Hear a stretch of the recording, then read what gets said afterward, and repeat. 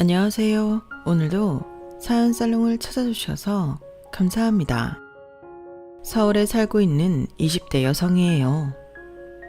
세상에는 별의별 사람들이 다 있지만 그 중에 최악은 은혜를 원수로 갚는 사람들이 아닌가 생각해요. 제가 상견례까지 하고도 파혼을 한 이유가 바로 이런 인간 때문이거든요. 은혜를 원수로 갚으려던 예비 시아버지 때문이었죠. 그런데도 주변에선 제가 파혼을 했다고 하니까 손바닥도 마주쳐야 소리가 난다고 너한테도 문제가 있는 거 아니냐고 뒷얘기들을 하시는데요. 그런 오해를 받을 때마다 너무 억울해서 이렇게 공개적으로 사연을 올리게 됐습니다. 그리고 그런 분들한테 묻고 싶기도 했어요. 2년 사귄 남자친구와 결혼하는 조건이 20년 넘게 날 키워준 내 가족을 버리는 거라면 당신은 그 결혼을 하겠냐고요. 아마 모르긴 해도 대부분의 사람들이 저와 같은 선택을 하리라 생각합니다. 제 인생의 불행은 7살 때 시작됐어요. 저희 아빠가 사고로 세상을 떠나시면서부터였죠. 엄마는 1년 뒤 중학교 동창 모임에서 재회한 첫사랑과 재혼을 했고 그때부터 저는 불행한 시절을 보내게 되었어요. 새아빠는 저라는 존재를 아주 귀찮게 생각했거든요. 새아빠 역시 재혼이었지만 전부인과 사이에서 낳은 아들은 전부인이 키우는 상황이었어요. 그래서 저만 함께 살게 되었죠. 엄마랑 새아빠는 무척 사이가 좋았지만 저 때문에 종종 말다툼을 하곤 했어요. 야, 내가 내 자식도 귀찮아서 떼놓고 재혼했는데 네 자식 때문에 매번 기분 잡쳐야 되겠냐? 왜 여자들은 하나같이 자식을 끼고 도는지 모르겠다니까. 너 자꾸 이러면 난 너랑 재혼한 거 후회하게 된다고. 우리 그냥 헤어질까? 너 나 없이 살 수 있어? 그 말에 엄마는 번번이 입을 닫곤 했어요. 엄마가 그럴 수밖에 없었던 이유는 새아빠를 사랑해서라기보다는 금전적인 이유가 더 컸거든요. 저희 집은 아빠가 돌아가시기 전에도 살림이 그리 넉넉한 편은 아니었어요. 아빠가 돈을 잘 벌었던 건 아니고 워낙 주변을 챙기는 성격이라서 주변에 어려운 사람을 돕는 데 나가는 돈이 많았거든요. 거기다 아빠가 돌아가시고 믿었던 친구가 회사 돈을 훔쳐 달아나는 바람에 저희 집은 한순간에 휘청거리게 되었어요. 엄마 혼자 생활을 감당하기 벅찰 정도로요. 저를 키우면서 일해야 해서 제대로 된 일자리도 구할 수 없는 처지라서 더 그랬죠. 그러던 차에 동창 모임에서 돈 많은 첫사랑과 재회하게 됐고 재혼을 통해 돈 걱정에서 해방되게 된 거예요. 한마디로 엄마는 새 아빠의 경제력에 기대에 살기 위해 재혼을 선택한 거나 다름없었죠. 금전적인 여유는 없었지만 그래도 엄마랑 저를 무척이나 아끼셨던 아빠와 달리 새 아빠는 돈은 잘 벌지만 자기밖에 모르는 이기적인 사람이었어요. 나중에 안 사실이지만 새 아빠는 자식에 대한 애정이 없는 사람이었더라고요. 그게 전부인과의 이혼 사유 중 하나였고요. 그 점이 엄마를 변하게 만들었는지도 몰라요. 엄마가 저를 끼고 돌면 언젠가 새아빠한테 버려질 거라는 두려움을 느끼셨던 것 같거든요. 새아빠는 그런 점을 무기 삼아 저희 엄마를 두려움에 떨게 했죠.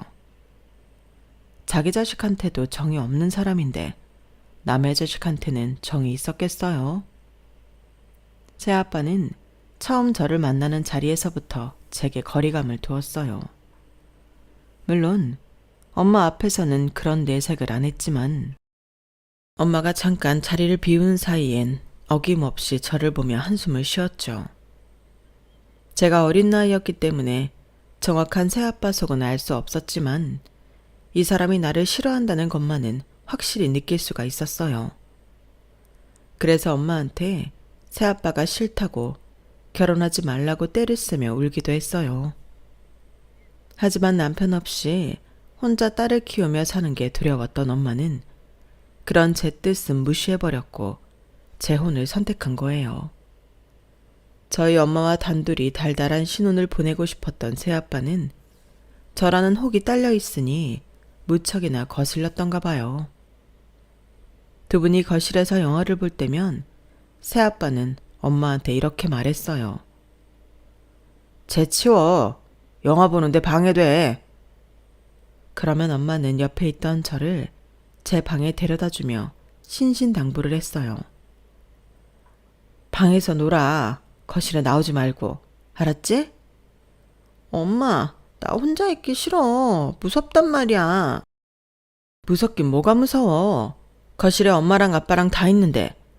과자 먹으면서 장난감 가지고 놀고 있어. 알았지? 그리고는 과자 봉지 하나를 방에 던져주고는 문을 닫아버렸어요.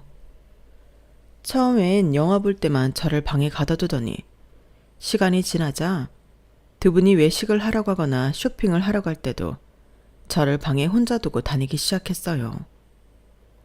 처음엔 저 혼자 방 안에 방치하던 시간이 2시간 남짓이었던 게 반나절로 늘어났고, 그러다 저만 집에 두고 두 분이 2박 3일 여행도 다니게 되었죠. 그럴 때면 저는 엄마가 식탁 위에 놓아둔 과자와 빵으로 끼니를 때우곤 했어요. 그러던 어느 날이었죠. 하루면 돌아올 줄 알고 엄마가 식탁 위에 있던 빵과 과자를 다 먹어 치우는 바람에 이튿날부터 쫄쫄 굶게 된 저는 배고픔을 못 참고 집 밖으로 나오게 된 거예요. 저금통에 들어있던 동전 몇 개를 들고 슈퍼에 가려고 했던 건데 새로 이사온 동네가 아직 익숙치 않아서 그만 길을 잃고 만 거죠. 아무리 걸어가도 우리 집은 안 나오고 하늘은 어둑어둑해지니까 덜컥 겁이 나더라고요. 이러다 영영 엄마랑 못 만나게 되는 게 아닐까 걱정이 됐거든요. 그래서 울먹이며 터덜터덜 걷고 있는데 동네 아주머니가 그런 저를 파출소에 데려다 주셨어요. 경찰 아저씨는 제게 바나나 우유를 사주시곤 부모님 전화번호를 아냐고 물으셨어요. 당시 저는 엄마랑 아빠 휴대폰 번호를 알고 있었는데 순간 어떤 번호를 말해야 할지 고민이 됐어요.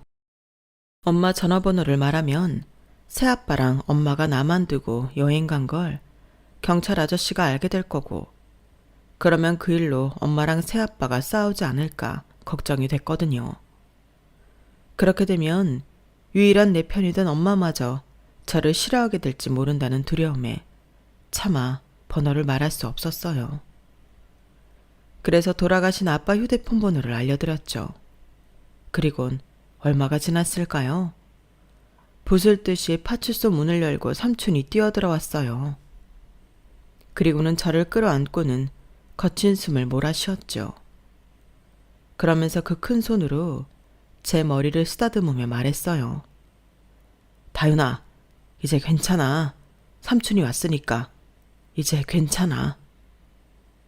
괜찮다는 삼촌의 말과 커다랗고 따뜻한 손길에 저도 모르게 울컥했어요. 그래서 그동안 참았던 설움을 토해내듯 엉엉 울었죠. 그런 저를 삼촌은 한참이나 안고 있었어요. 뒤늦게 연락이 닿은 엄마는 지금 있는 곳이 지방이라서 못해도 2시간 정도는 걸린다고 했고, 그 말에 삼촌은 저를 데리고 집에서 기다리겠다고 했어요. 그렇게 저는 삼촌 손을 잡고 집으로 돌아갔어요. 집에 들어서자 식탁 위에 널브러진 빵봉지와 과자봉지를 본 삼촌이 한참을 말없이 서 있었어요. 그리고는 제게 물었죠. 다윤아, 배고프지? 삼촌이랑 짜장면 시켜 먹을까? 정말? 또 먹고 싶은 거 있으면 말해. 삼촌이 다 사줄게. 삼촌은 냉장고 벽에 붙어있는 식당 전단지를 들고 와서는 먹고 싶은 거 다 고르라고 했어요. 삼촌과 함께 짜장면과 탕수육을 먹은 저는 그제야 졸음이 몰려와서 삼촌한테 기대 잠이 들었죠. 그리고 어렴풋이 잠에서 깼을 때 삼촌과 엄마가 싸우는 소리를 들었어요. 어떻게 사람이 이럴 수 있어요? 다른 사람도 아니고 자기 자식한테 어떻게 이럴 수가 있냐고요. 7살짜리 애 혼자 집에 두고 2박 3일이나 여행을 가는 게 부모입니까? 그게 사람이냐고요. 저 어린 게 이틀 동안 빵 쪼가리 몇 개로 버티다 배고파서 밖으로 나왔다잖아요. 세상에, 어떻게 자기 자식한테 이럴 수가 있냐고요. 도련님, 나도 할 만큼 했어요. 그리고 빵도 충분히 챙겨두고 갔다고요. 애가 밖으로 나갈 줄 나라고 알았겠어요? 다현이 쟤도 그렇지. 아니, 냉장고에 먹을 것도 다 있는데 왜 밖에는 나가선 날 나쁜 엄마를 만들어? 형수, 지금 애 탓을 할 때예요? 아직도 뭐를 잘못했는지 모르는 거냐고요. 그러자 소파에 앉아 TV를 보고 있던 새아빠가 끼어들었어요. 그럼 그쪽이 데려다 키우든가. 사실 그렇잖아요. 그쪽 형이 싸지는 애를 왜 우리가 돈맡아 키워야 하냐고. 이 사람도 할 만큼 했어요. 전 남편 자식 키우느라 신혼 재미도 제대로 못 보고 산다고 우리가. 말로만 애 위하는 척하지 말고 그쪽도 뭔가 보여달라고요. 그 말에 삼촌은 무서운 표정으로 엄마와 새아빠를 노려보더니 알겠다는 말을 하고는 돌아갔어요. 그리고 며칠 뒤 저희 집은 발칵 뒤집어졌어요. 경찰이 엄마랑 새아빠를 아동학대 혐의로 구속했거든요. 그 일이 있고 저는 삼촌이랑 할머니와 함께 살게 되었어요. 삼촌은 직업군인이라서 주로 저를 돌봐주시는 건 할머니였어요. 할머니는 시장에서 나물이며 각종 채소를 파는 장사를 하셨는데, 그래서 저는 어린이집을 마치면 할머니 가게에서 하루 종일 시간을 보내곤 했어요. 밤에는 삼촌이 가게로 와서 뒷정리를 하고 함께 집으로 가곤 했고요. 솔직히 그때가 엄마랑 살 때보다 훨씬 마음도 편하고 먹는 것도 잘 먹고 살았던 것 같아요. 초등학교에 입학하고 처음 맞은 운동회에선 삼촌이 와서 저와 함께 달리기를 해주었는데 얼마나 빨리 달렸는지 2등을 한 친구와 한참 차이가 나게 1등을 했어요. 삼촌이 군인이라서 체력이 좋아서 저를 거의 들고 날아갈 듯이 달렸거든요. 삼촌은 쉬는 날이면 저를 데리고 놀이동산도 가고 학교 운동장에서 자전거 타는 법도 가르쳐주고 철봉을 잡고 도는 것도 가르쳐 주었어요. 아빠한테 배워야 할 것들을 저는 삼촌한테 배운 셈이죠. 때때로 엄마가 보고 싶기도 했지만 그래도 다시 새아빠 집으로 가고 싶지는 않았어요. 그냥 이렇게 할머니랑 삼촌이랑 오래오래 살고 싶다는 생각뿐이었죠. 그런데 제가 5학년이 되던 해 할머니가 갑자기 심근경색으로 세상을 떠나신 거예요. 제가 그리 큰 걸 바란 것도 아니었는데 그 작은 소망마저 깨져버린 거죠.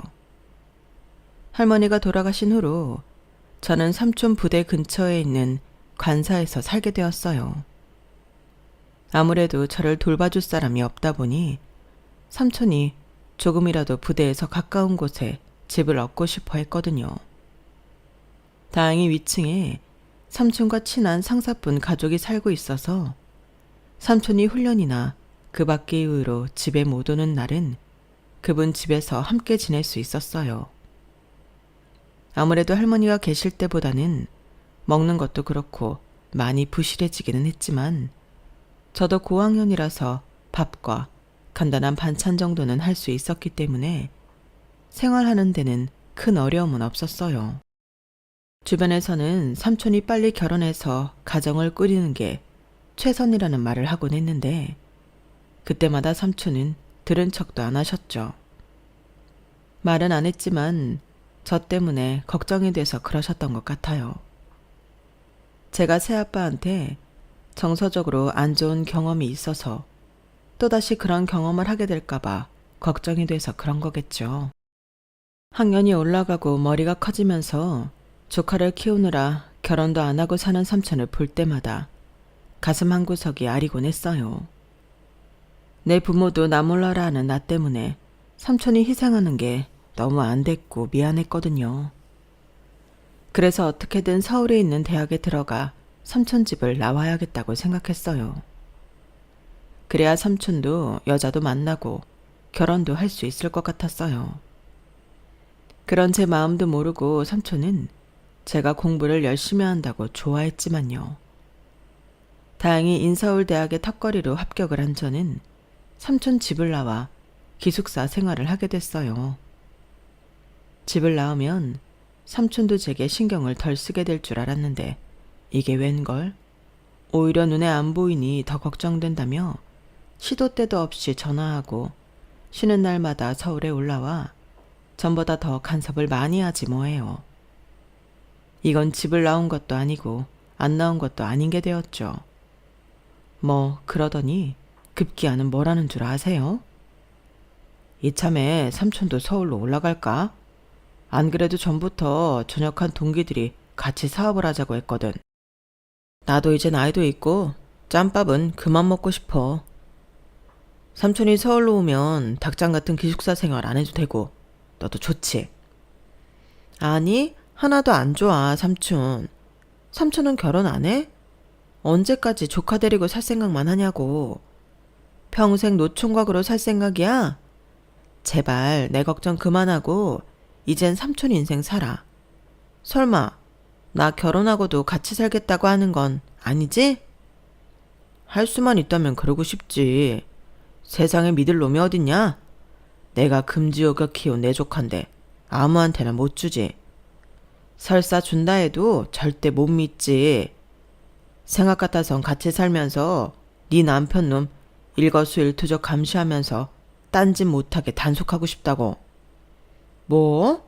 아, 삼촌. 누구 혼사길 막을 일 있어? 삼촌이 같이 살겠다면 어떤 남자가 나랑 결혼하겠다고 하겠어? 살 떨리는 소리 그만하고 나한테 쏟는 신경 다른 여자한테 좀 쏟아봐. 죽기 전에 결혼은 해봐야 하잖아. 그때까지만 해도 전역하고 서울로 오겠다는 삼촌 말이 어린아이 투정처럼 가볍게만 느껴졌었는데 몇 달 뒤 삼촌이 진짜 서울로 올라왔지 뭐예요. 번갯불에 콩 구워 먹는 것도 아니고 이게 이렇게 후딱 정할 일인가요? 전역하고 서울로 온 것도 그렇지만 더 큰 문제는 따로 있었어요. 삼촌, 갑자기 무슨 사업을 하겠다고 그래.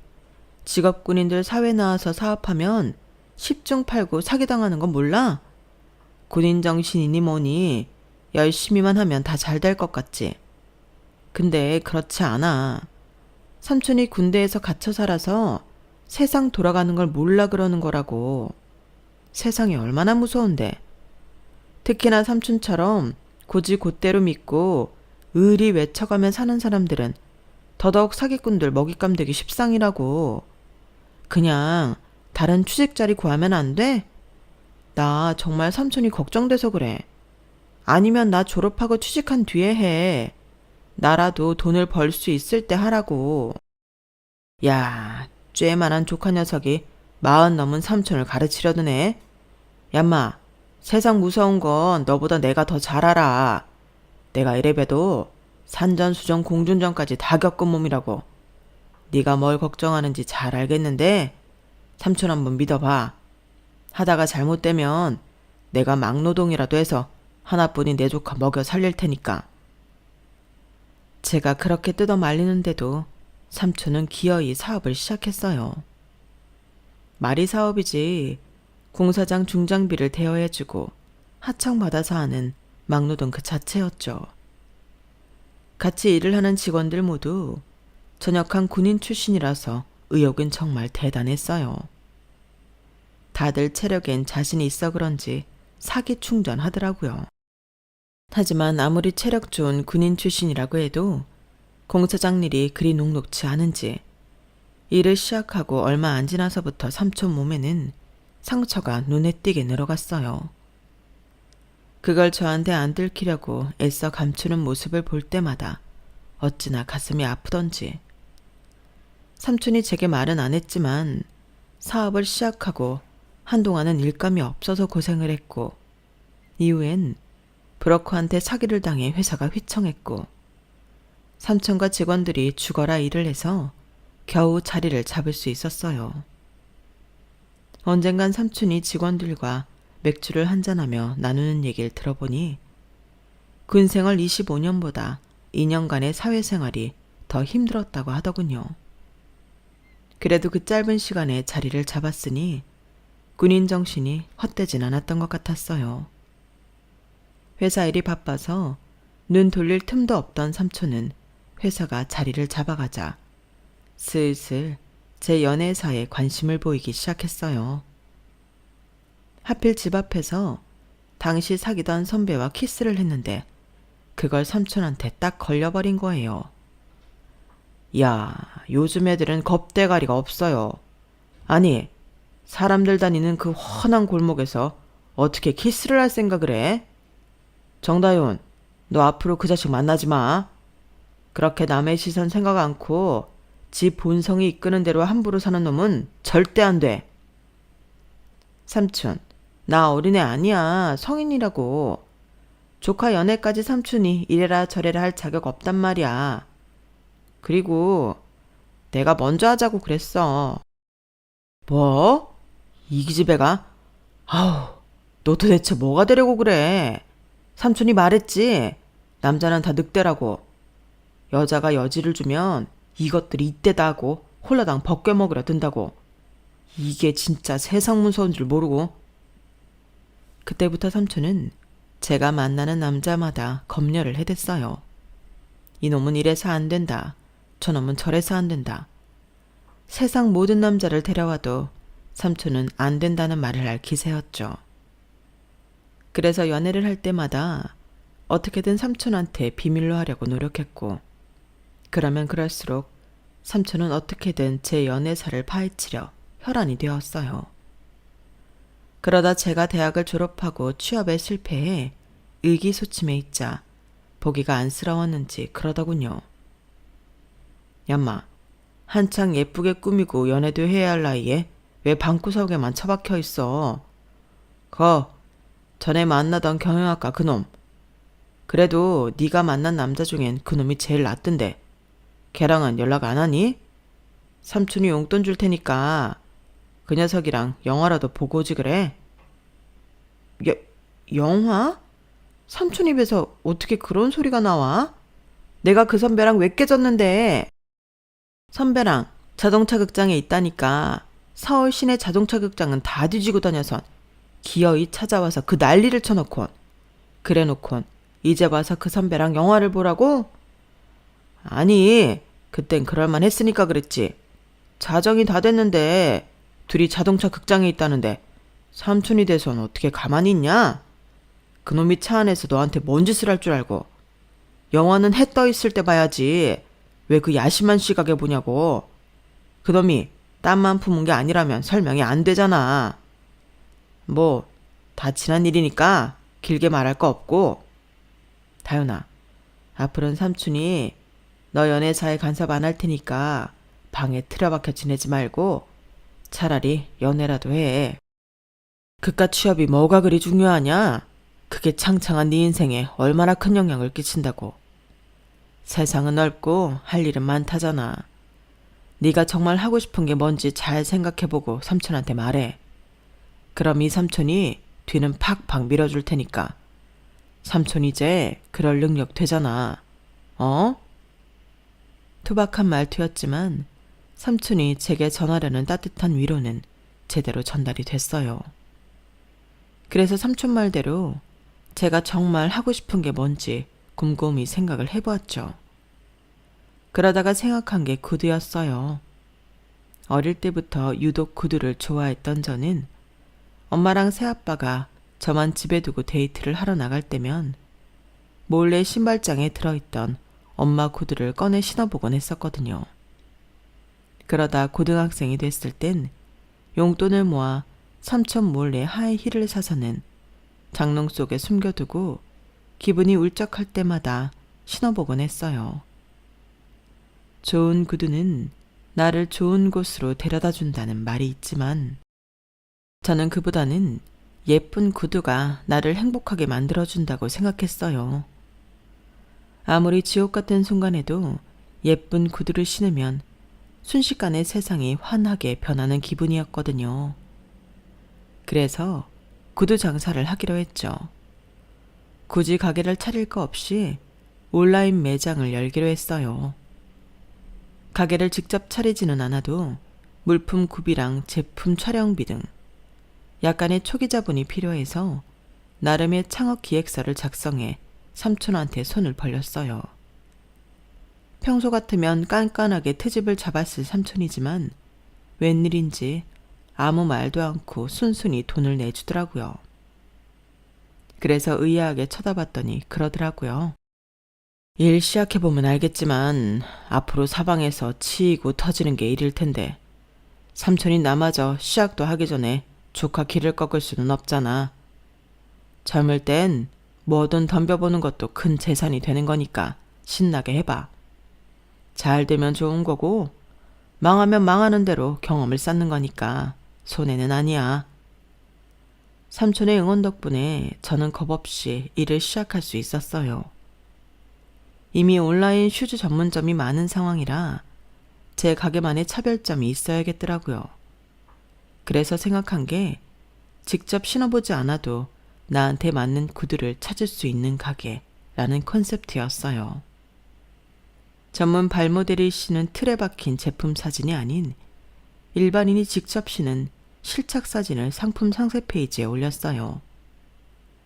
발볼이 넓은 사람이 신었을 때와 칼발인 사람이 신었을 때, 그리고 평발인 사람이 신었을 때의 착용감도 상세히 적어서 소비자가 직접 신어보지 않아도 어느 정도 가늠이 되도록 했죠. 판매자의 편의가 아닌 구매자의 편의를 높인 이 콘셉트는 예상대로 소비자들의 구매에 잘 맞았고 덕분에 첫 달부터 꽤 높은 매출이 나왔어요. 중저가의 데일리 구두부터 해외 앤틱샵에서 들여온 유니크한 디자인의 구두까지 선택의 폭이 넓어서 구매자의 연령도 상대적으로 넓어진 게 성공의 포인트라면 포인트일 거예요. 온라인 구두 쇼핑점을 열고 3개월도 안 돼서 저는 삼촌한테 받은 투자금을 다 갚을 수 있었어요. 그리고 반년 만에 직원도 셋이나 두게 되었죠. 그렇게 5년이란 시간이 흐르는 동안 저는 총 7명의 직원을 거느린 어엿한 사업체의 대표가 되었어요. 한때 취업 전쟁에서 패배해 방구석에서 쭈그러져 있던 저를 생각하면 천지가 개벽했다고 해도 과언이 아니었죠. 일이 잘 되니 자신감도 붙고 그러다 보니 다시 연애도 하게 되었어요. 친구 소개로 만난 남자였는데 제가 원서를 넣었다가 서류 심사에서 광탈했던 회사에 다니는 남자였어요. 제가 그때 합격을 했다면 회사에서 선후배로 만났을지 모른다고 생각하니 괜히 더 친근감이 느껴지더라고요. 처음부터 스파크가 팍팍 튀는 열렬한 사랑을 한 건 아니었지만 만나면 만날수록 의지가 되고 편한 상대였어요. 왜 사람들이 결혼은 사랑하는 사람이 아닌 함께할 때 편한 사람과 해야 한다고 하는지 그 말 뜻을 알 것 같았어요. 이 남자라면 결혼을 해도 잘 살 수 있을 거라는 확신이 들었거든요. 그래서 만나고 1년이 조금 넘은 시점부터 서로 결혼에 대한 확신을 가졌었던 것 같아요. 지나가는 말로 우리 결혼하면 이라거나 신혼집은 이런 데로 라거나 신혼여행은 어디로 가자는 등의 말을 스스럼없이 하게 됐으니까요. 그러다 자연스러운 수순으로 결혼 얘기가 오고 가게 되었죠. 사실 사귈 때는 집안 얘기를 별로 안 하게 되잖아요. 서로에 대한 탐색이나 서로 맞춰가는 시기니까요.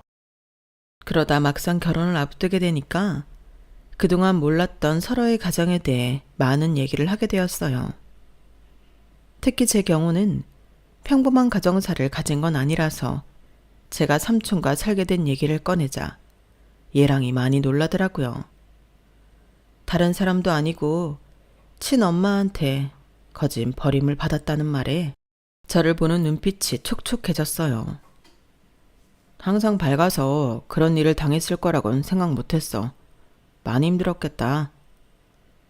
다 지난 일이라 그런가 솔직히 새아빠랑 살 때 힘들었던 기억은 거의 잊었어. 오히려 삼촌이랑 투덕거리며 산 기억이 많이 나지.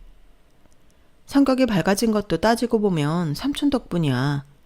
내 과거를 아는 사람들은 다들 나를 동정하는 눈빛으로 바라봤는데 우리 삼촌은 그러지 않았거든. 그냥 있는 그대로의 나를 봐주는 기분이었어. 그래서 더 내 주장도 강하게 했고 당당할 수 있었던 것 같아. 평소 삼촌한테는 버릇없는 조카였지만 그래도 마음속으로는 늘 내 인생 최고의 어른이라고 생각하며 살았어요. 그래서 얘랑도 저희 삼촌을 장인 대하듯 깍듯하게 대해주길 바랐죠. 제가 결혼하고 싶은 상대가 있다는 말을 하자 삼촌은 내심 놀라는 눈치였어요. 그동안 저의 연애사를 누구보다 잘 아는 삼촌이었지만 매번 길게 가지 않았기 때문에 제가 30도 되기 전에 결혼하겠다고 할 줄은 몰랐던 것 같더라고요.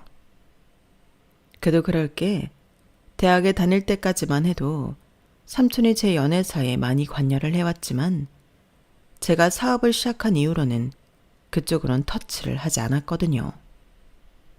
그래서 얘랑과 연애를 하는 건 알고 있어도 얘랑이 어떤 사람인지 아는 게 없었어요.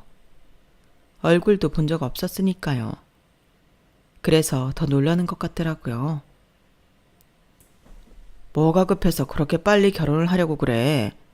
요즘은 다들 30 넘어서 하던데 삼촌이랑 사는 게 그렇게 싫어? 그런 거 아니야. 이 사람이다 싶은 남자 만났을 때 하는 게 나을 것 같아서 그래. 삼촌도 알잖아. 나 얼빠인 거. 그동안 만났던 남자들 죄다 얼굴 보고 골랐는데 지환 씨는 아니었거든.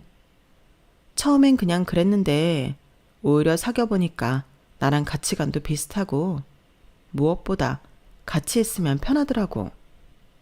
그래서 연애하느라 시간 낭비할 거 없이 차라리 일찍 결혼해서 남들보다 먼저 자리를 잡는 게 나을 것 같다는 생각이 들어. 노총각 삼촌 혼자 두고 가는 게 걸리긴 하지만 얌마, 네가 왜 삼촌 걱정을 해? 내 앞길은 내가 알아서 할 테니까 넌 네 인생이나 신경 써. 그리고 혼수는 아무 걱정 마. 이 삼촌이 이 날을 위해서 그동안 공사판에서 죽어라 흙먼지 마신 거니까. 내가 정말 남부럽지 않게 해서 너 시집 보내줄게. 삼촌만 믿으라고. 삼촌은 내심 저의 이른 결혼을 아쉬워하면서도 혼수만큼은 제대로 해주겠다며 의욕을 보였어요. 삼촌이 이러는 데는 아무래도 제 가정사 때문일 거예요. 삼촌촌에서 자랐다고 시댁에서 무시당하지 않게 하려고 그런 거겠죠. 그 마음을 잘 알기 때문에 순순히 삼촌 뜻을 따르기로 했어요. 얘랑을 만난 자리에서도 삼촌은 혼수만큼은 확실히 해주겠다며 호언장담하셨죠. 저희 삼촌한테는 결혼 허락을 쉽게 받았는데 예비 시댁에서는 인사드리러 가는 날 잡는 것도 쉽지 않았어요. 시아버지가 이번 시의원 선거에 출마를 하게 돼서 눈코 뜰 새 없이 바쁘셨거든요. 예비 시아버지는 식자재 물류 사업을 해서 돈을 꽤 번 분이셨는데 얘랑 말을 들어보니 돈이 생기고 나니 정치에 대한 야망이 생기신 것 같다고 하더라고요. 일부러 고향까지 내려가 시의원 출마를 할 정도로 이번 선거에 사활을 건듯 보였어요. 어렵게 시간을 잡아 인사를 드리러 갔더니 저를 보는 두 분 표정이 떨떠름해 보이더라고요. 제 가정사 때문이었죠. 특히 예비 시어머니는 제가 삼촌 손에 자랐다는 게 마음에 걸리는 눈치였어요. 그래서 저랑 눈도 잘 안 마주치시고 못마땅한 티를 내시더라고요. 그래서 내심 이 결혼 안 될 수도 있겠다 생각하던 차에 예비 시아버지께서 대뜸 결혼 허락을 하시지 뭐예요. 표정으로 봐선 예비 시아버지도 반대하는 걸로 보였는데 말이죠. 니들이 좋다는데 뭐 어쩌겠냐? 대신 니들 결혼식은 선거 전에 하는 걸로 하자. 기왕이면 식장도 큰 데로 잡고 말이야. 그리고 말이다. 난 니들이 결혼식을 내 고향에서 했으면 한다. 요즘은 선거 전에 사람들 모으는 게 어려워서 안 그래도 고민이었는데 결혼식 핑계로 사람들도 동원할 수 있고 일석이조 아니겠냐? 아버지, 그래도 그건 아니죠. 아버지 선거 때문에 지방까지 가서 결혼식을 하라는 게 말이 됩니까? 안 돼요, 그건. 이 녀석이 안 되긴 뭐가 안 돼. 얘기를 들어보니 이네 쪽엔 친척도 별로 없는 것 같던데 서울이면 어떻고 지방이면 어때? 안 그러냐? 아버님의 표정으로 봐서는 이 조건을 이행하지 않으면 결혼은 절대 안 된다고 할 판이라서 선뜻 대답할 수 없었어요. 삼촌한테 얘기를 해보겠다는 말로 얼버무렸죠. 그 얘기를 전해 들은 삼촌은 신랑 측에서 원한다면 그렇게 하자고 하셔서 저희는 시댁에서 결혼 허락을 받을 수 있었어요. 저희 결혼을 선거에 필요한 표박 관리 차원으로 생각하는 예비 시아버지 덕분에 의외로 순순히 결혼 허락을 받게 되자 나머지 수순은 순식간에 이뤄졌어요. 그도 그럴 게 선거 전에 식을 올리려면 시간이 촉박했거든요. 그래서 양가 어른들께 결혼 허락을 받고 그 주 주말에 바로 상견례를 하게 되었어요. 급하게 잡은 자리였지만 삼촌은 언제 준비를 했는지 멋진 양복까지 새로 맞췄더라고요. 그렇게 차려입고 삼촌과 저는 상견례 예약한 룸에 들어갔는데 약속 시간이 지나도록 예랑과 예비 시모님이 오지를 않는 거예요. 그러다 약속 시간보다 30분이나 늦게 도착을 했더라고요. 그래놓고는 미안한 기색은커녕 너무도 뻔뻔하게 이런 소리를 하는 거 있죠. 네, 초면에 이런 말을 해서 좀 그렇습니다만 삼촌분은 결혼식 당일에 안 오셨으면 합니다. 얘기를 들어서 알겠지만 내가 이번 시의원 선거에 출마를 하거든요. 내 고향에서 하는 거라 동네 사람들은 물론 유권자들도 꽤 올 텐데 막노동이나 하는 천박한 사돈을 어떻게 혼주석에 앉히겠습니까? 나요, 사회적 지위가 있는 사람이라서 그것만큼은 허락 못하겠습니다. 그러니 이해해 주세요. 그 말에 저도 삼촌도 황당해서 말이 안 나왔어요.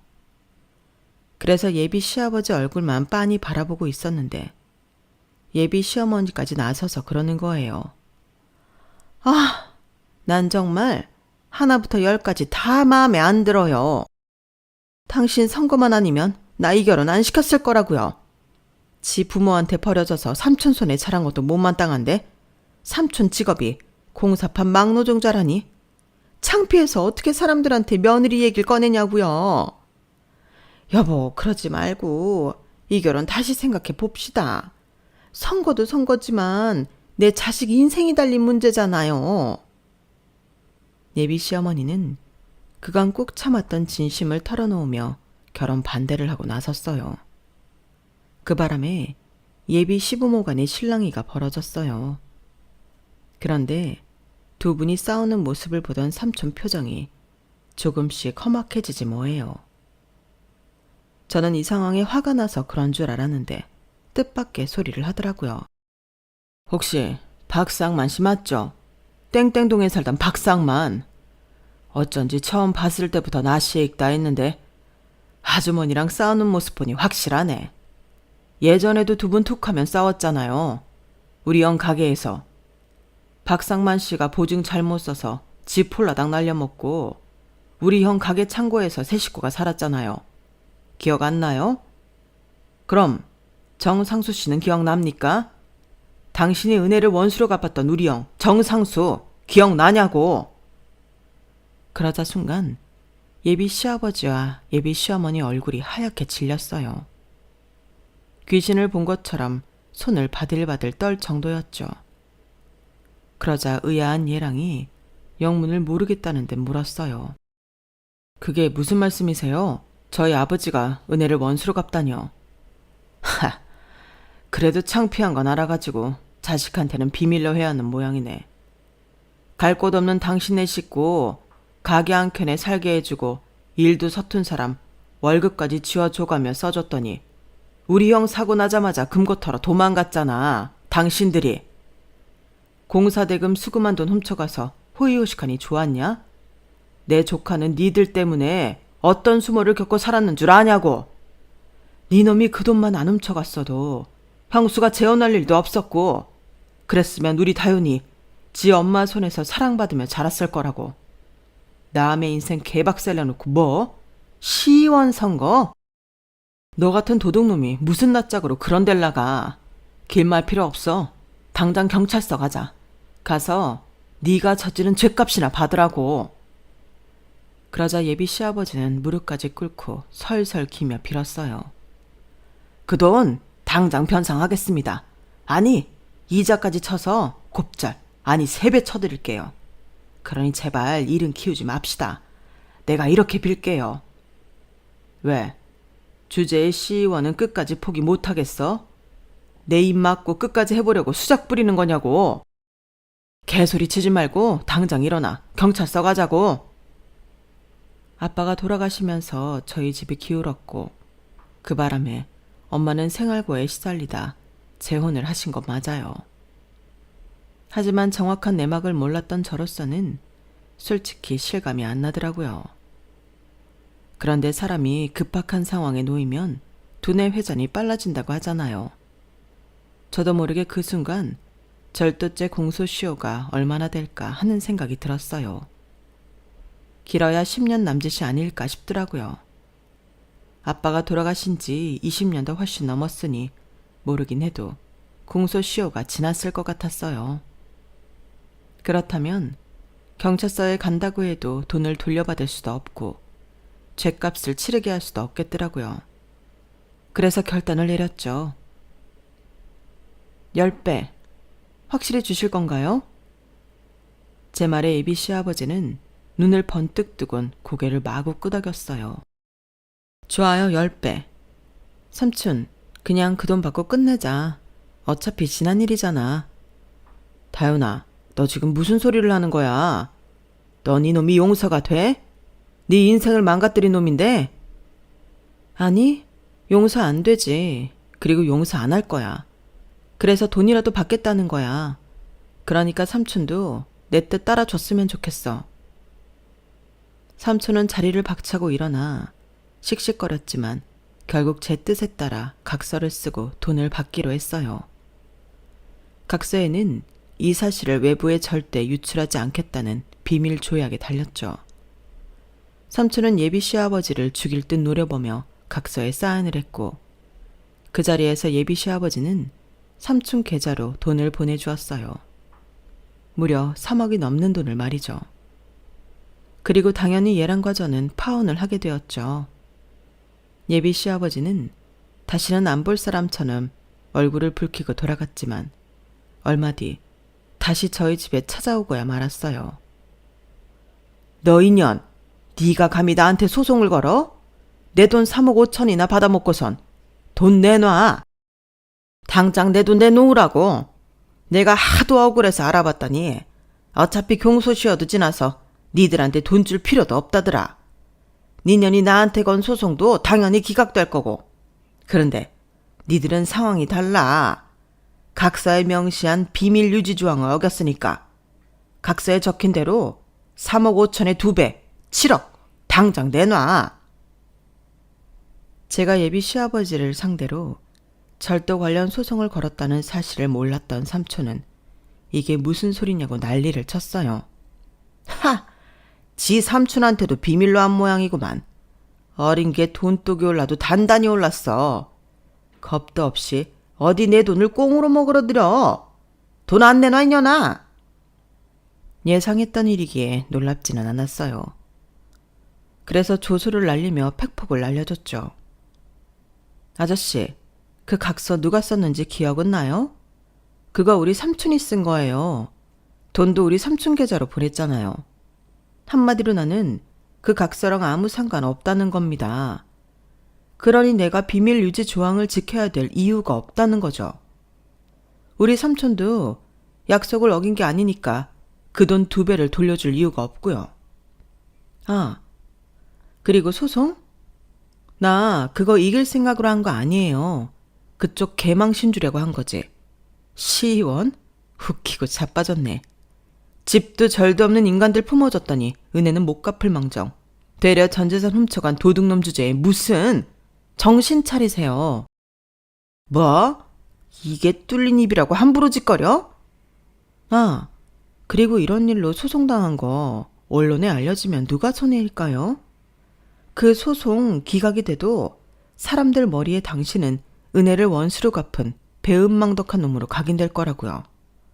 거기다 우리 삼촌한테 돈까지 주고 각서까지 쓴 게 밝혀지면 그건 당신이 스스로 죄를 인정한 거나 다름없게 돼요. 지은 죄도 없는데 어떤 미친놈이 3억 5천이나 되는 거금을 남한테 준답니까? 안 그래요? 당신 사면 초과야. 빼박 켄트라고.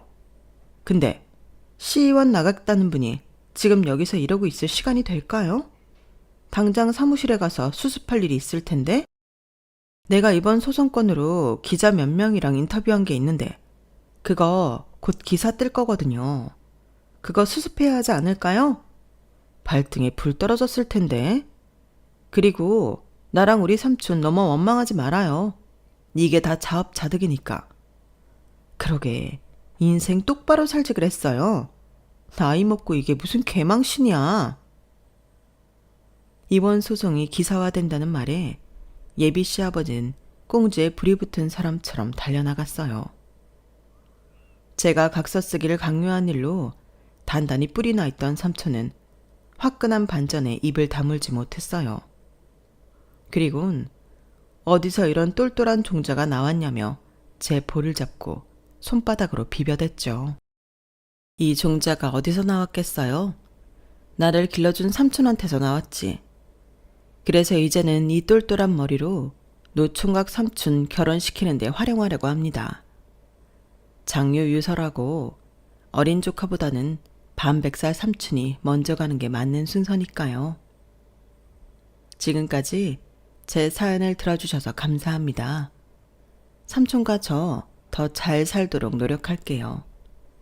여러분의 앞날에도 복이 가득하기를 바랍니다. 여러분, 사연 댓글에 응원과 현명한 조언 부탁드려요. 좋아요와 구독은 저에게 큰 힘이 됩니다. 오늘도 좋은 일 가득하세요.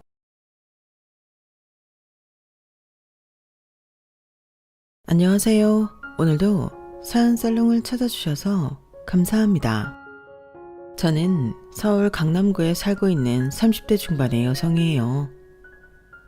여러분은 올 한해 무슨 일을 제일 잘했는지 꼽을 수 있으신지요?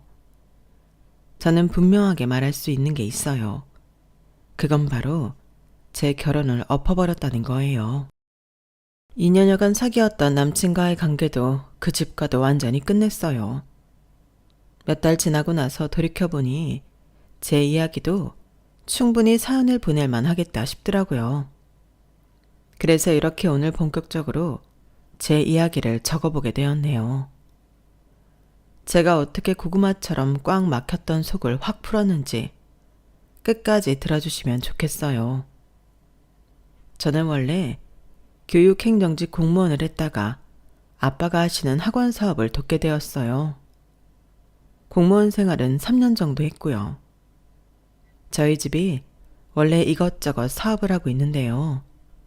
아빠는 학원 쪽으로만 계속 해오셨고 그걸 크게 확장하시면서 저더러 함께 해보자고 하셨던 거였어요. 언젠가는 저도 그런 일을 할 거라고 생각했었어요. 그래서 제가 예상했던 것보다 그 시기가 많이 앞당겨졌다고 여기고 과감하게 공무원직을 사퇴했네요. 현장에 나와서 일을 해보니 모든 게 다 새롭더라고요. 재미도 있었고요. 솔직히 공무원으로 일하는 것보다 훨씬 적성에 맞았어요. 학원에서 일을 하다 보니 강사들보다는 다른 업무를 하는 직원들과 더 친해지게 되더라고요. 강사들은 아무래도 수업 전 시간도 줘야 하고 예민한 데가 있어서 좀 거리를 두게 됐거든요. 저는 그냥저냥 다 잘 어울리는 스타일이라서 직원분들하고도 격이 없이 잘 지냈어요. 제가 형제가 없다 보니 사람들하고 있는 걸 좋아해서요. 제가 아빠 딸이라는 걸 다들 알고 있으니 불편할 수도 있잖아요.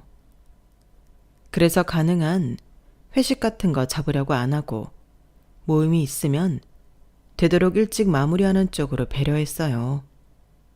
저야 사람들하고 오랫동안 밤 늦게까지 이 말 저 말 하고 싶었지만요. 그런 거는 좀 더 친밀하게 된 분들하고만 저녁 식사 자리 같은 데에서 나누기도 했어요. 그러다 보니 직원들은 제가 무리한 요구를 하지 않으면서도 격식을 차리지 않고 잘 지내는 사람으로 생각해 주더라고요. 덕분에 제 호감도도 올라갔고요. 그러는 와중에 지인의 건너 소개로 남친을 만났고 2년 정도 사귀게 되었어요. 사실 저희 집은 아빠 학원 사업보다 엄마가 하시는 일이 더 잘 알려져 있거든요. 아빠는 웬만하면 일하는 걸 드러내지 않으려고 하셔서요. 엄마는 주로 대학 병원들을 상대로 의료 시술에 필요한 것들을 납품하셨어요. 말은 이렇게 해도 꽤 큰 사업인데다 만드는 데에 정밀한 기술이 요구되는 거라 안 하던 사람들이 뛰어들기는 어려웠어요. 공장에서 기계가 만들어준다고는 하지만 조작을 하고 나온 물건을 보는 건 다 사람이 하는 일이니까요. 남친도 저희 엄마가 어떤 일을 하는지 알고 저를 만났는데요.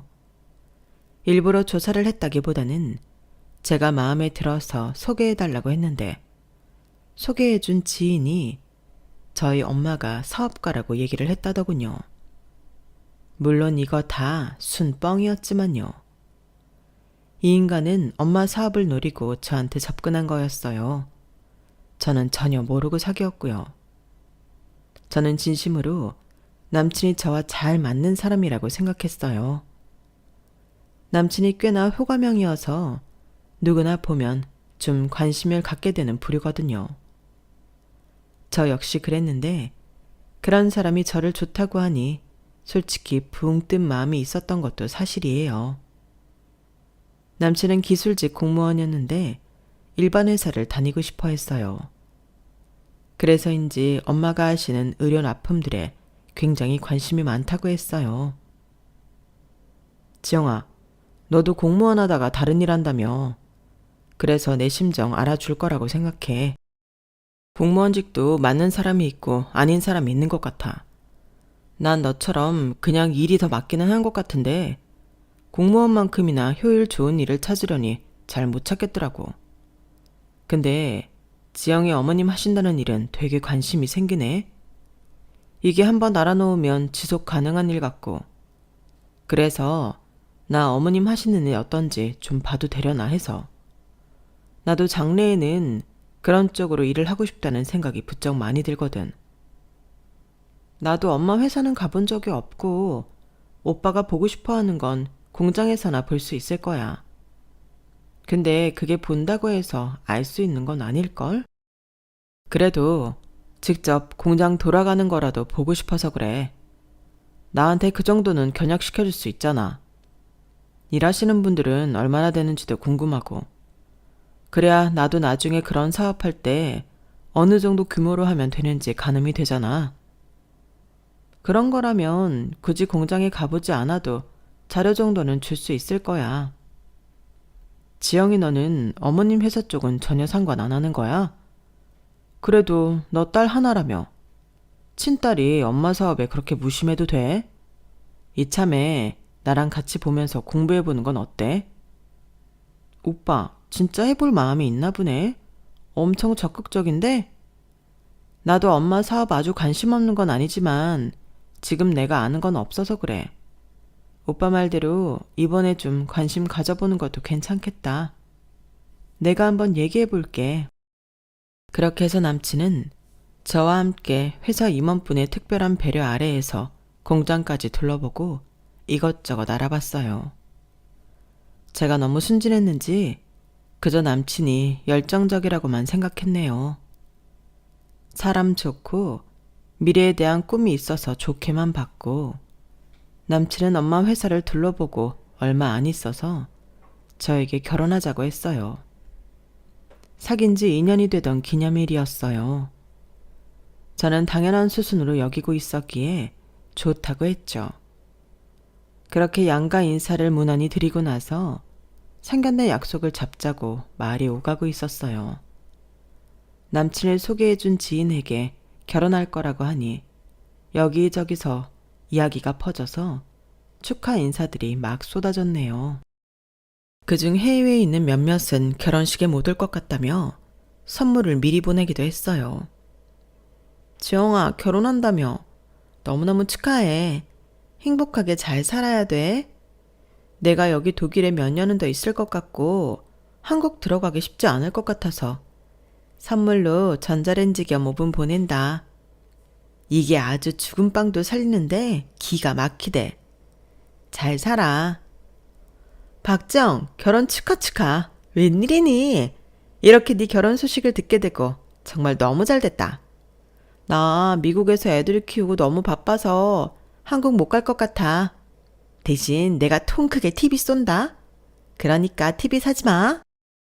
저는 일일이 고맙다고 인사하고 나중에 한번 찾아가든지 아니면 들어올 때 톡톡히 갚아주겠다고 했네요. 제가 그렇게까지 친하다고 생각하지 않았던 친구들인데도 축하해주고 선물 보내주는 걸 보고 미안하기도 했고요.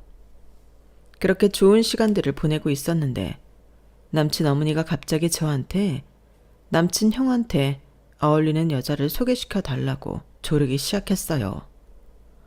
아우, 너 몇 년간 만나지도 못한 친구들이 신혼 선물 보냈다는 소리 들으니까 역시 그래도 회사 같은 회사는 운영한다고 해야 친구들도 잘 붙는다는 생각이 드는구나. 다 좀 사는 집 애들이니까 TV에 비싼 오븐 이런 걸 다 보내는 거 아니겠어? 학교 다닐 때 많이 친하기는 했는데 그래도 이렇게 선물을 큰 거 보내줄 줄은 저도 몰랐어요. 저도 너무 고맙더라고요. 그래서 말인데 네 주변 사람들이라면 믿어도 될 만하겠다 싶어서 우리 준혁이 말이다. 민혁 오빠 형 말씀이시죠, 어머니? 얘는 호칭이 뭐 그러니? 아주버님이라고 불러야지. 네 아주버님 말이야. 괜찮은 여자 한번 소개해봐라. 지금 제 주변에는 소개할 만한 사람이 없는 것 같은데요. 좀 친한 애들은 다 남친도 있고요. 좀 어려울 것 같아요. 어렵긴 뭐가 어려워. 좀 뒤져보면 나오지 않겠어? 아님, 우리 준혁이 여자 소개시켜주기 싫어서 그런 거니? 네 건너 아는 사람들이라도 좀 알아보고 그런 사람들이라고 다 남자친구 있는 건 아닐 거 아니야. 너도 건너 아는 사람이 우리 민혁이 소개했다고 했잖아. 그렇기는 한데요. 제가 잘 모르면 소개시켜드리기도 뭐하고요. 일단 생각은 해볼게요. 확실히 해드릴 수 있다고는 말씀 못 드려요. 그러지 말고 꼭 소개 좀 해봐. 우리 준혁이도 여자 만나서 장가 가야지. 동생이 이렇게 결혼하는데. 안 그래? 네, 그렇죠. 일단 알겠습니다, 어머니. 제가 남친 형의 여자친구 소개를 꺼린 건 뭔지 모르게 인상이 안 좋았기 때문이었어요. 인사를 드리러 갔을 때 남친 형은 남친과 다르게 꽤 사람을 얕잡아 보는 눈빛으로 쳐다보더라고요. 성격도 안 좋아 보였고 태도도 나빴어요. 그래도 집에 손님이 온 건데 아주 짜증스러워 했고 저를 너무 무시하는 게 티가 났거든요. 게다가 남친 형은 지금 직업이 없어서 여자한테 소개시켜주기가 아주 곤란했어요. 무슨 게임 회사를 차린다고 했다가 말아먹었고 그 다음에는 시나리오를 쓴다고 영화사 여기저기 들락거리다가 다 관두고 집에 있다고 했거든요. 그런 사람을 뭐라고 하며 소개시켜줘야 할지 모르겠더라고요. 저는 대답은 해놓고도 고민이었는데 남친 어머니는 거의 매일 저한테 전화를 해서 자기 큰아들 여자친구는 언제 소개시켜줄 거냐고 닥달을 해댔어요. 진짜 질릴 정도로요. 너 네 결혼만 생각할 게 아니고 우리 준혁이도 번듯한 여자친구 만들어줄 생각 해야지. 그게 네 결혼식 때 모양새도 더 좋지 않겠어? 어머니, 제가 진짜 이런 말씀은 안 드리려고 했는데 지금 아주버님 여자 소개시켜드리기가 좀 그런 게요. 뚜렷하게 하고 계신 일이 없으니까 말을 꺼내기 어려워요. 고작 그런 것 때문에 어렵다는 거니? 예, 이래봬도 나도 지금 대표야. 동네에서 작게 한다고 무시하는 거니? 그럴 리가요. 하지만 확실한 직업이 있어야 소개하기 쉬운 건 사실이잖아요. 그럼 니네 어머니 회사에 자리 하나 마련해주면 되잖아. 그게 그렇게 쉬운 건 아니어서요. 어려울 것 같아요. 너 니네 엄마한테 말도 안 해보고 그렇게 말하는 건 아니지. 내가 오늘은 바빠서 이만 하는데 아무튼 너 니네 엄마한테 꼭 말씀드려라. 우리 아들 일자리.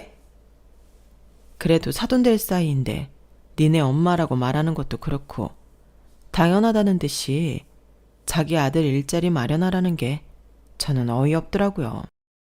이런 경우는 정말 처음이었어요. 친척분들 중에도 이런 얘기를 하는 사람은 없었거든요. 제가 그건 안 될 일이라고 하는데도 남친 어머니는 계속 저한테 니네 엄마 회사가 번듯하고 규모도 있으니 당장 자리를 만들어내라는 식이었어요. 자꾸 그러니 자기 아들 받아주는 회사 없는 걸 저희 집에 떠넘기려고 하는 속셈 같다는 생각이 들더라고요. 그러니 남친 형한테도 더 정이 떨어졌고요. 처음에는 저도 잘 지내고 싶었는데 이런 식으로 나오니 오히려 피하게 됐고요. 남친은 제가 자기 형과의 자리를 피하는 것 같다고 섭섭해했지만 저는 어쩔 수 없었어요. 오빠 회사에서 바쁘다고 해서 내가 결혼식 준비도 다 하고 5만 가지 일처리 다 하는데 오빠 형 좀 안 만난다고 그렇게 내가 잘못한 거야? 오빠 너무한 거 아니야? 듣고 보니 그러네. 내가 네 입장 너무 헤아리지 못했다. 미안해. 확 풀어. 그렇게 일이 잘 넘어가나 싶었어요. 남친 어머니도 남친 형 취직 문제를 더 이상 말하지 않았고요. 저도 이대로만 가자고 속으로 빌었네요. 어쨌든 서로 얼굴 붉혀서 좋을 게 없으니 남친 집에서 아무 말 안 하면 저도 그냥 넘어가자는 생각이었거든요. 그렇게 양가 상견례 날이 다가왔어요.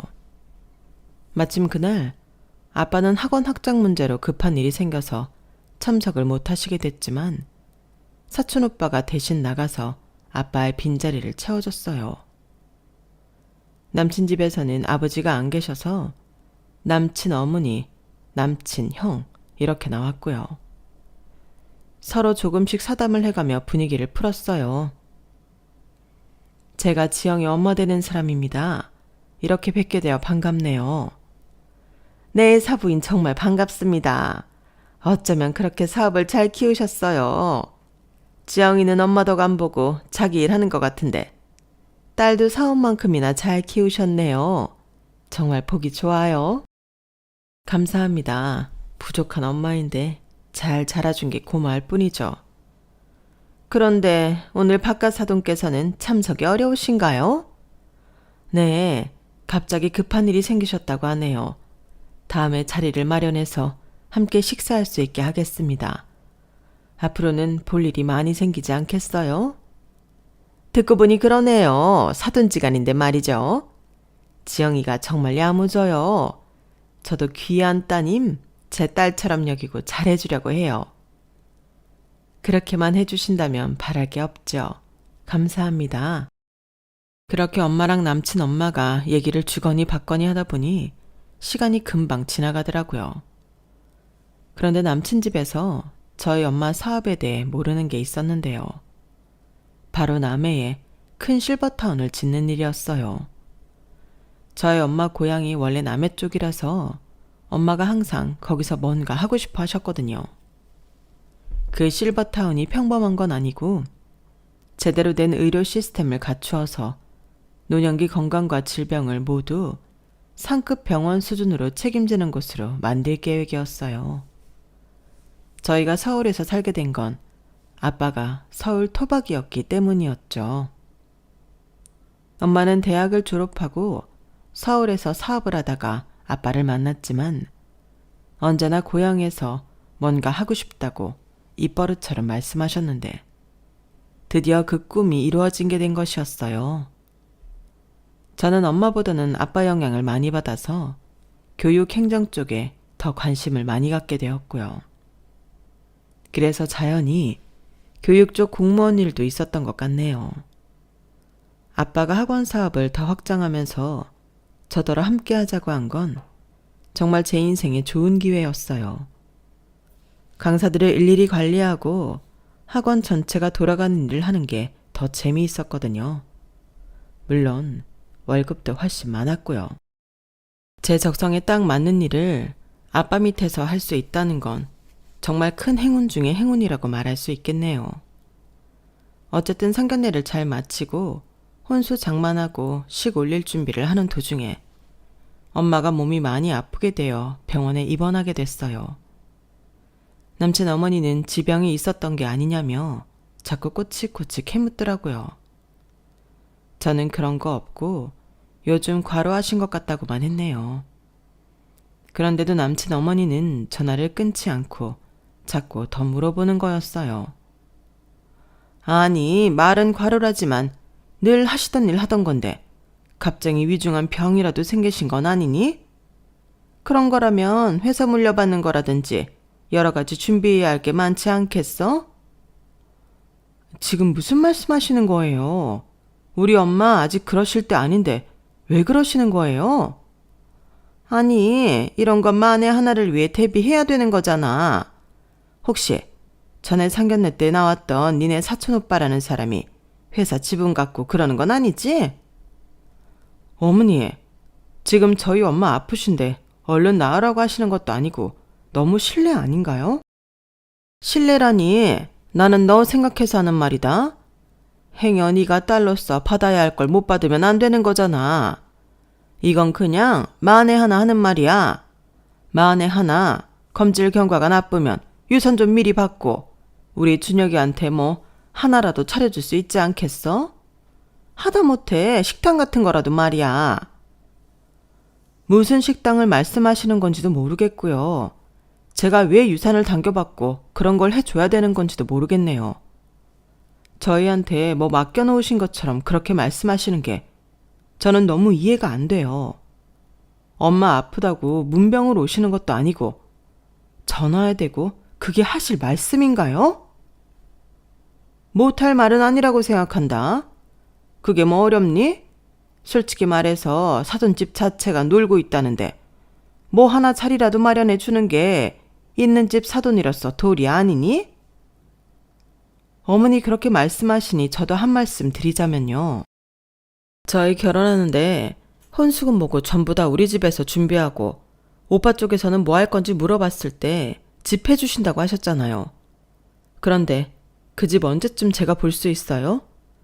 집을 봐야 가구며 침대며 주문을 하죠. 해줄게. 걱정 마라. 내가 니들 직장 가까운 데에 해준다고 안 하든 서울에 떡하니 해줄 거니까 염려 마라.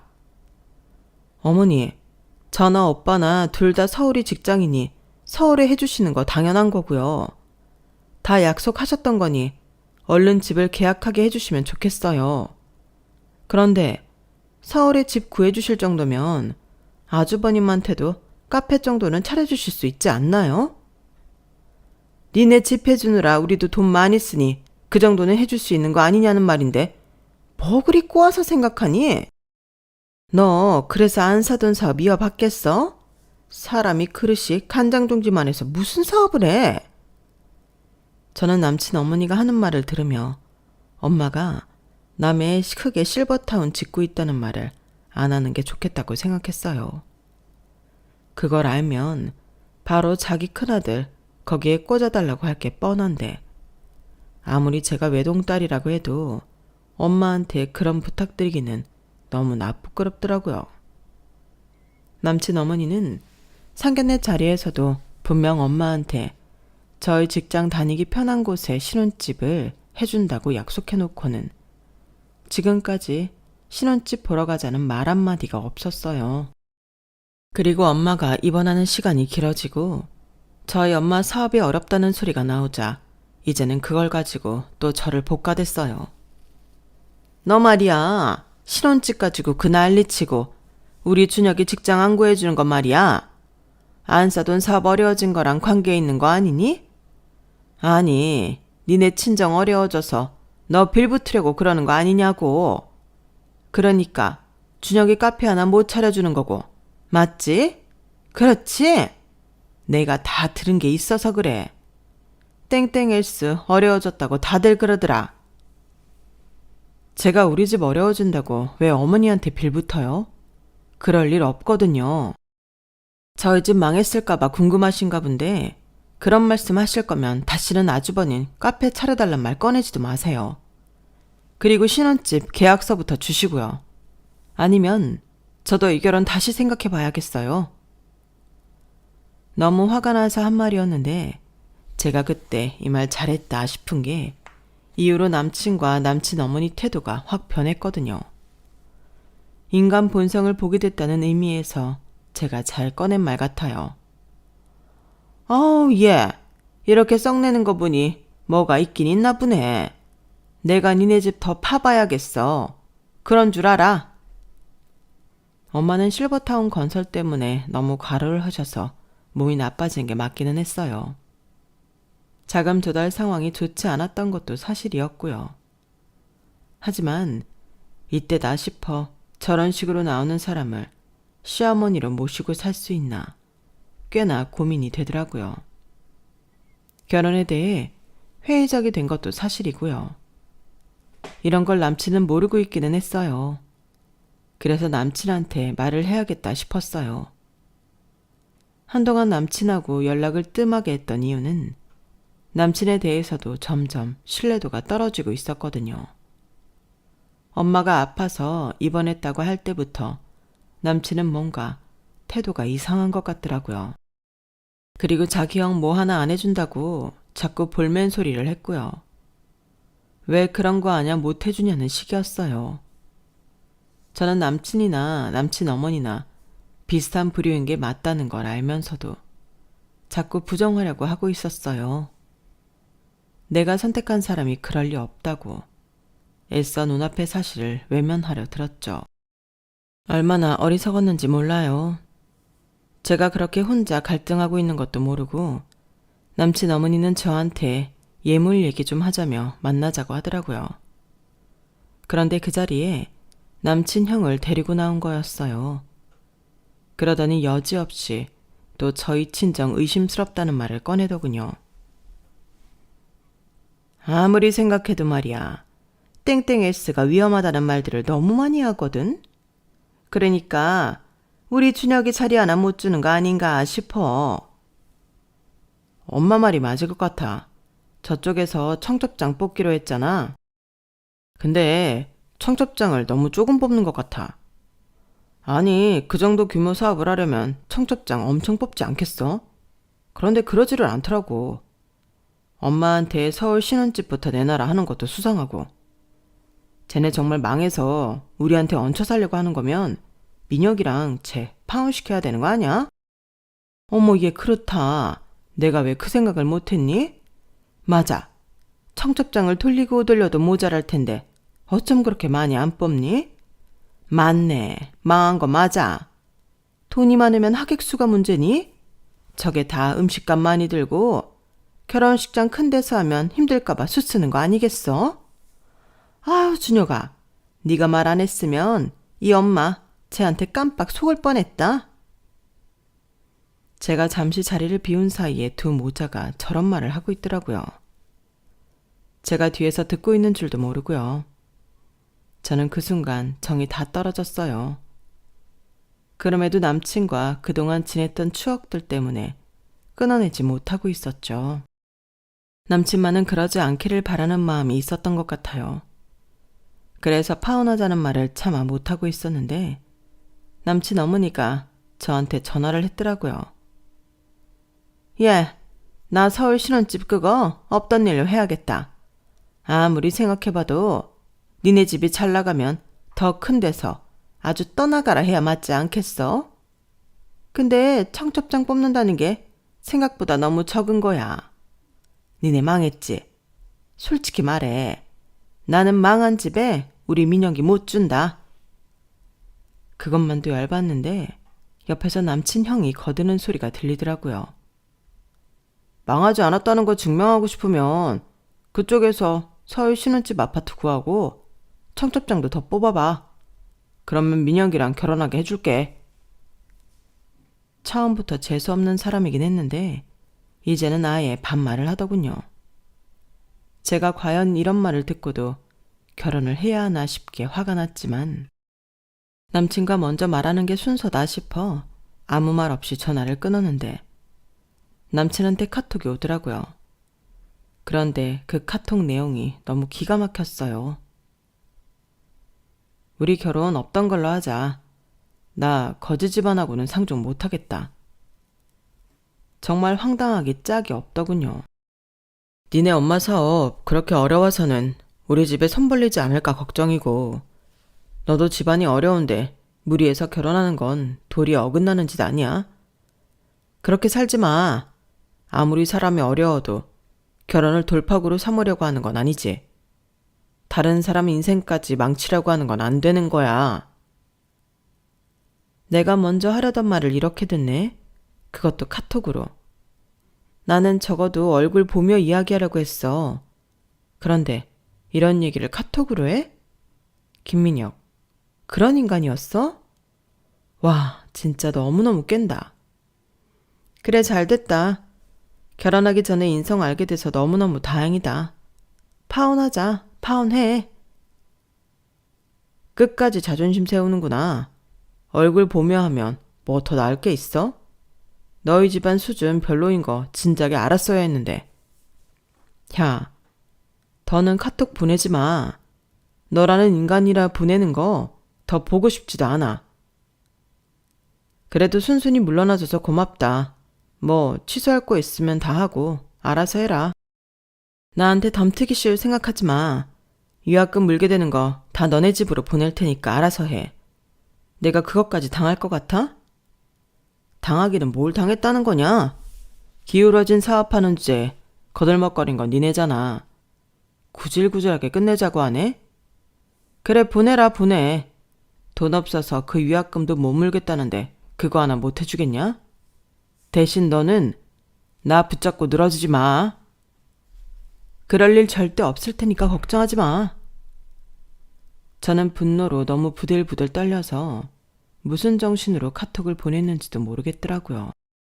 저는 바로 식장 예약한 것부터 시작해서 신혼여행 준비며 플래너며 차례대로 전화해서 전부 취소했어요.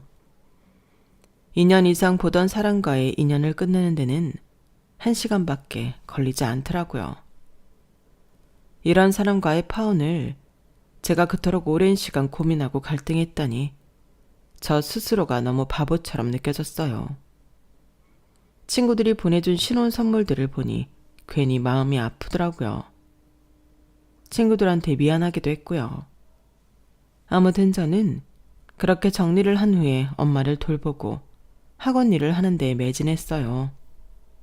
남친한테 아빠가 무슨 학원 사업을 하는지 말하지 않은 게 너무 다행이라고만 생각했죠. 부모님도 저와 같은 생각이었고요. 엄마는 한 달쯤 후에 회복하셨고 회사 자금 사정도 좋아져서 실버타운 사업은 착착 진행이 되었어요.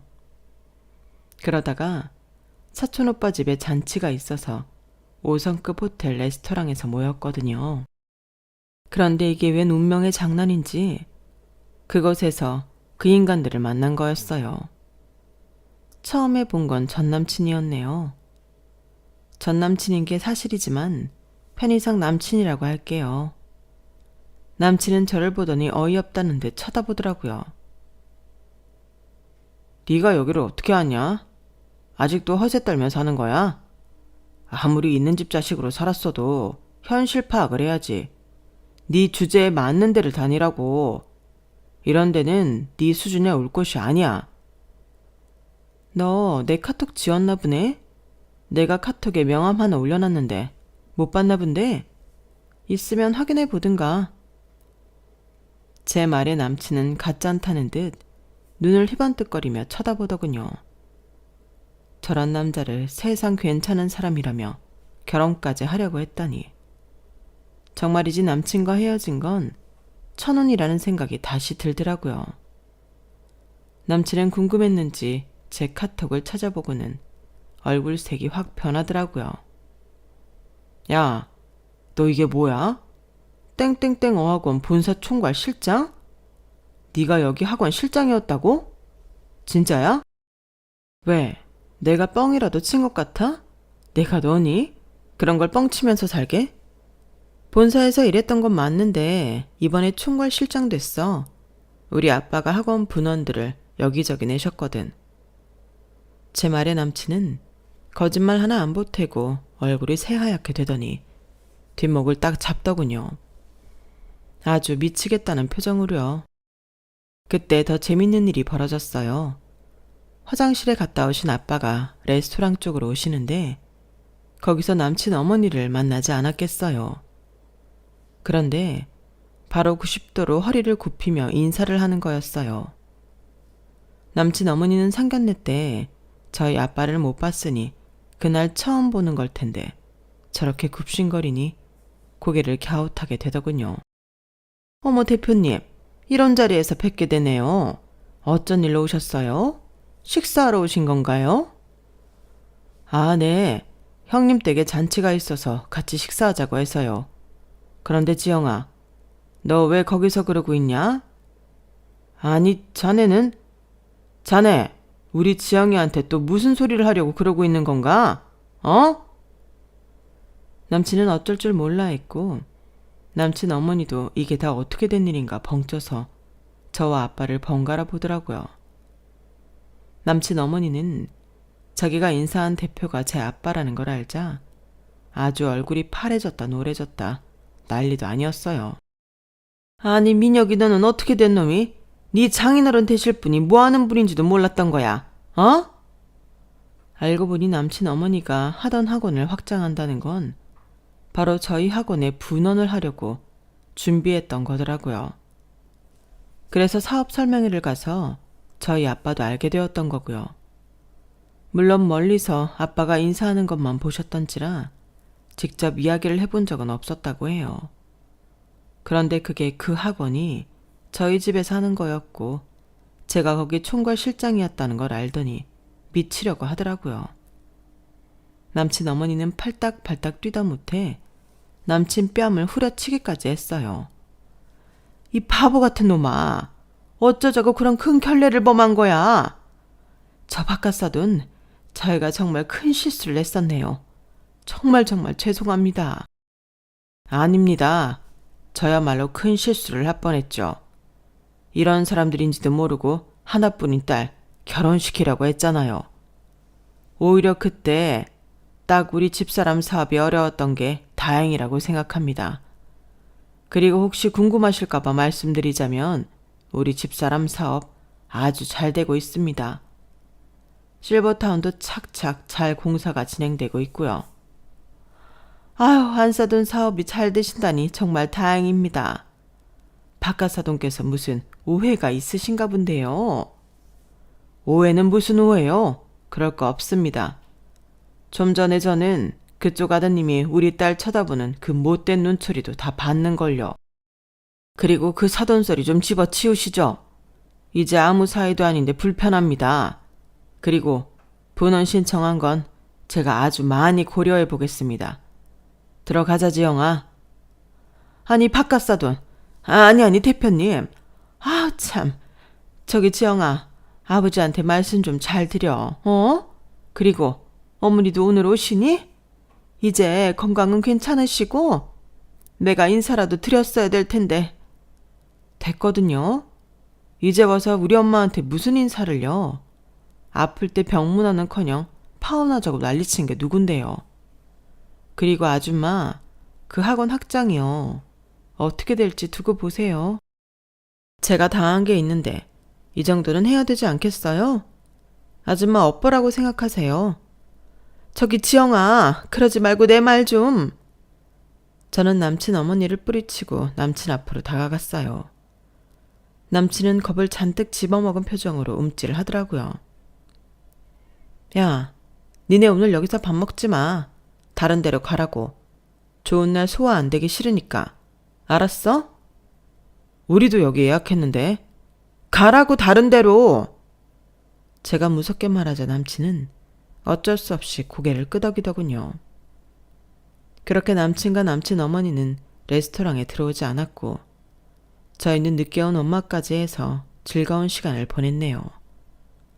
그 후 남친은 저한테 전화며 카톡이며 수없이 메시지를 보냈어요.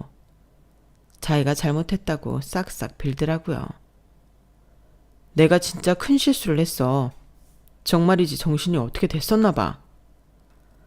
야, 네가 하도 문자를 많이 보내서 마지막으로 경고하려고 네 전화 받은 거니까 똑똑히 들어. 너 처음부터 우리 엄마 사업 꿀꺽하려고 노리고 나 만난 거 다 들었어. 그러니까 허튼 수작 부리지 말고 꺼져. 안 그러면 어떤 인간인지 니네 회사 커뮤니티에 다 올려버릴 테니까. 그렇게 남친과는 끝을 냈고 아빠는 분원 원장에서 남친 어머니를 빼버렸어요. 사실 후보에서도 아주 끝순이었다고 해요. 이전에 했던 학원 평가도 그다지 좋지 못했고 강사들한테도 평이 좋지 않았다고 해요. 저희가 청첩장을 남친 쪽에서 생각했던 것만큼 안 뽑았던 건 제 친구들이나 그렇게 가깝지 않은 사람들은 다 모바일 청첩장을 돌릴 계획이었어요. 그리고 엄마 쪽 친척들이 미국에 많이 살아서 아예 미국에서 한 번 더 저희 결혼식을 해줄 생각을 하셨거든요. 또 저희가 제일 비싼 식장에서 하느라 인원수 제한이 있어서 그랬던 건데 그것도 모르고 남친 집에서 설레발을 쳐서 결혼을 깨버린 거였죠. 그게 오히려 너무 잘된 일이지만요.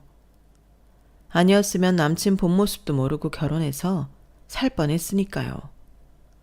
아주 무개념 집안인 걸 모르고 새카맣게 속았었잖아요. 서울 아파트 신혼집으로 해준다고 해놓고서 저희 집 간보다가 못 해주겠다고 한 것도 너무 어이없었고요. 남친이라는 놈은 저희 엄마 사업이 망했다고 여기고 카톡으로 헤어지자는 아주 무례함을 제대로 보여줬네요. 어떻게 사람이 그럴 수 있죠? 만난 시간이 있고 알아온 정이 있는데 카톡으로 정리를 해버리다뇨. 저로서는 도저히 용납할 수 없는 일이었어요. 그래서 레스토랑 앞에서 봤을 때 카톡 프로필 보라고 하던 순간 얼마나 통쾌했는지 몰라요.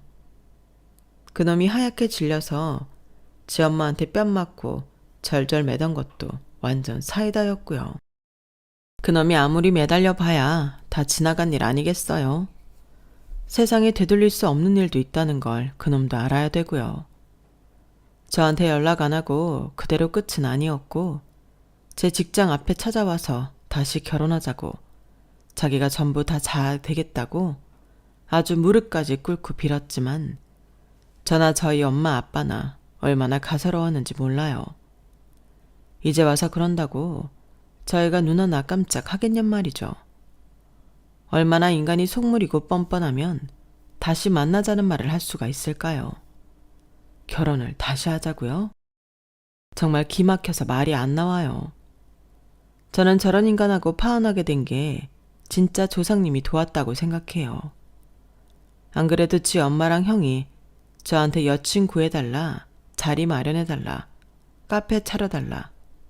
그래서 열받아서 결혼 그만두고 싶었는데 말이에요. 그 사람들이 그렇게 무례하고 뻔뻔했던 게 오히려 고마울 지경이에요. 그런데 다시 결혼을 해달라? 그걸 받아주면 제가 제정신이 아닌 거죠. 그리고 저는 지금 학원 강사 중 한 명과 호감을 갖고 만나고 있거든요. 어쩌면 잘 될지도 모르겠다는 좋은 예감이 들어요. 그 강사가 집안도 좋고 워낙 돈도 잘 벌어서 저를 돈 때문에 만나는 게 아닌 건 확실해요. 친구들한테 받았던 오븐하고 TV가 그대로 있는데 어쩌면 곧 그걸 신혼집에서 펴보게 되지 않을지 그런 기대를 하고 있어요. 물론 아직까지는 비밀로 만나고 있어요. 아무래도 사람들 시선이 신경 쓰이니까요. 전 남친놈 어머니는 원래 하던 학원도 망하게 돼서 빚만 지게 되었다는 이야기를 들었어요. 이쪽 바닥도 생각보다 좁아서 건너 듣게 되는 이야기들이 있거든요. 저희 아빠랑 틀어진 일이 소문이 났는지 남친 어머니와 뭘 하려는 사람들이 없었나 보더라고요. 저희 집 망했다고 그렇게 깔보고 무시하더니 저는 자업자득이라고 생각해요.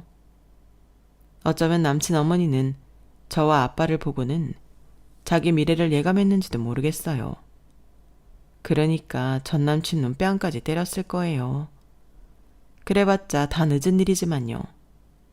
정말 남한테 한 대로 다 받는다는 말이 틀리지 않은 것 같아요.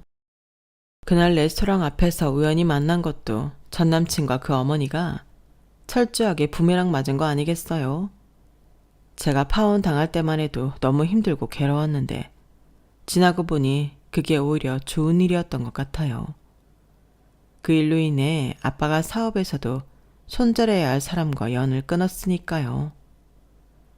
제가 결혼 깨진 얘기를 너무 주절주절 한 건 아닌가 싶네요.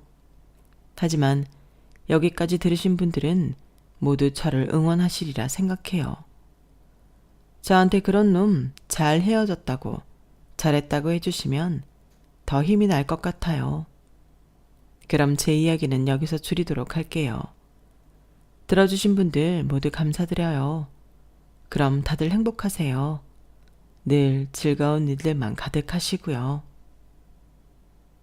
여러분, 사연 댓글에 응원과 현명한 조언 부탁드려요. 좋아요와 구독은 저에게 큰 힘이 됩니다. 오늘도 좋은 일 가득하세요.